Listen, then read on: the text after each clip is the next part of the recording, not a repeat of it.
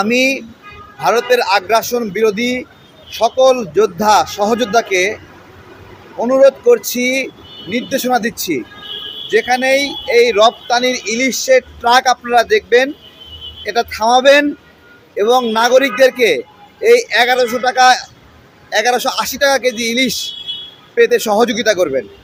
কারণ বাংলাদেশের কোথাও 1180 টাকা কেজি ইলিশ পাওয়া যাচ্ছে না।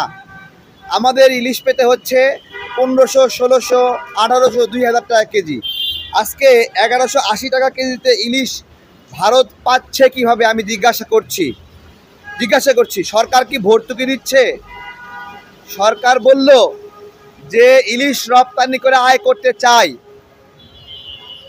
সরকার কি মনে করেছে ভারতের নাগরিকদের মতো বাংলাদেশের নাগরিকদের মাথাও গোবর ভর্তি যে তারা আয় করতে চায়? 1180 টাকা করে ইলিশ দিলে প্রতি কেজিতে সরকারের কত টাকা আয় হবে আমি জিজ্ঞাসা করছি। কত টাকা আয় হবে? প্রত্যেকটি বাজারে বাজারে আপনারা যান, আপনারা গিয়ে নিজেরা নিজেদেরকে জিজ্ঞাসা করেন, এখানে আপনারা জানান যে 1180 টাকা কেজি ইলিশ কোথাও পাওয়া যাচ্ছে কিনা। দেখেন, এই সরকার প্রাথমিকভাবে ভারতের বিরুদ্ধে কিছু গরম গরম কথা বলে তারা সহানুভূতি নিল, জনসমর্থন নিল। নেওয়া শেষে এখন ভারতের প্রতি প্রেম দেখাচ্ছে। এই প্রেমটা কেন দেখাচ্ছে? কি শর্তে?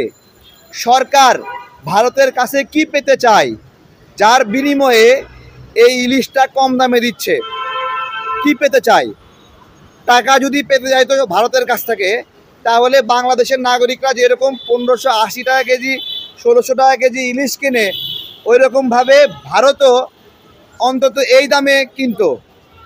আমাদের প্রত্যাশা, যেহেতু রপ্তানি, যেমন আমি আপনাদেরকে বলি, আমরা যে আমটা 110 টাকা কেজি, 140 টাকা কেজি বিক্রি করি, রপ্তানির জন্য যে আমটা আমরা বিক্রি করি সেই আমটা মানে প্রায় কাছাকাছি 200 টাকা থাকে, অর্থাৎ 40-50 টাকা ওই আমের দাম বেশি থাকে।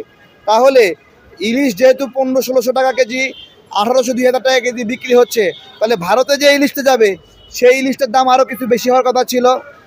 আমরা এর আগেও দেখেছি আমাদের বাংলাদেশের মাটি ব্যবহার করে বড় বড় সিলিন্ডার গেছে, এখান থেকে গ্যাসের সিলিন্ডার, সেই গ্যাসের সিলিন্ডারগুলোতে বাংলাদেশ এবং ভারতের পতাকা লাগানো ছিল এবং সেই গ্যাসগুলো ভারতে 680, 670 টাকা, 650 টাকা করে বিক্রি হয়।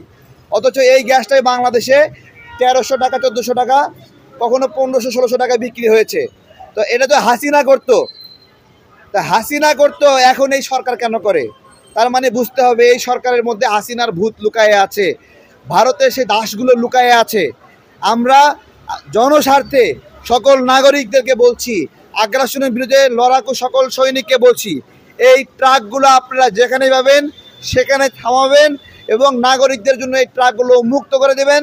লুটপাট করবেন না। এগুলো 1180 টাকায় যে বিক্রি বেড়া করেছে, আমরা এই 1180 টাকা করেই এটা তাদেরকে বিক্রি করতে বাধ্য করব। তারপরেও আমাদের কোনো ইলিশ ভারত যাবে না। ভারত ইলিশ চাই। ইলিশ এই মুহূর্তে মোটেও রপ্তানি কোনো আইটেম না। কেন রপ্তানি আইটেম না? কারণ বাংলাদেশের নাগরিকরা এটা যথাযথভাবে পাচ্ছে না, সহজ মূল্যে পাচ্ছে না। অনেক নাগরিক আছে ইলিশ খায় নাই। আমি আপনাদেরকে একটা প্রশ্ন করি, আমাদের ঢাকা বিশ্ববিদ্যালয় হল আছে, আমাদের রাজশাহী বিশ্ববিদ্যালয়ে অনেক হল আছে, চট্টগ্রাম বিশ্ববিদ্যালয়ে অনেক হল আছে, কোনো হলে দেখাতে পারবেন কোনোদিন ইলিশ খাওয়াই? দেখাতে পারবেন? তাহলে আমাদের ছাত্রদেরকে ইলিশ খাওয়াতে পারছে না, ভারতের প্রতি মায়া যাচ্ছে। এই ইলিশ মোটেই একটা রপ্তানি পণ্য না। এই ইলিশ একটা বার্গেনিং পাওয়ার ছিল, এই ইলিশ একটা বার্গেনিং আর্মস ছিল এবং সেই বার্গেনিং টুলস দিয়ে আমরা আমাদের যে পানি সমস্যা, আমাদের নদীর উপর আগ্রাসন, সেগুলো আমরা সমাধান করতে পারতাম। সেই কূটনীতিগুলো করা সম্ভব ছিল, কিন্তু দুঃখজনক সেই কূটনীতি না করে তারা দাসত্বের কূটনীতি করলো। এবং আমার যে মতামত, দেখেন আপনাদের সঙ্গে মেলে কিনা, এই ইলিশটা তারা দিচ্ছে, তারা অন্যায়ভাবে দীর্ঘদিন ক্ষমতায় থাকতে চায়। এই ক্ষমতায় থাকার জন্য তারা ভারতের সহযোগিতা নেবে, আওয়ামী লীগের সহযোগিতা নেবে। তাই তো আওয়ামী লীগকে পুনর্বাসন করছে, আওয়ামী ডিসিদেরকে নিয়োগ দিচ্ছে, ভারতকে ইলিশ দিচ্ছে। এছাড়া ভারতের কাছে এই সরকারের পাওয়ার মতো কিছুই নাই, শুধুমাত্র ক্ষমতা পাওয়ার জন্যই ভারতকে ইলিশ দিচ্ছে।